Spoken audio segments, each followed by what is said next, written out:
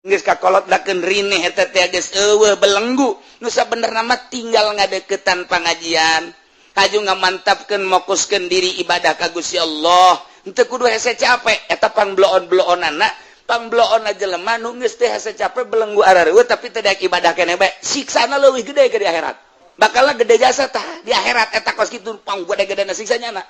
cak Allah teh sia teh daek ibadah bae ka aing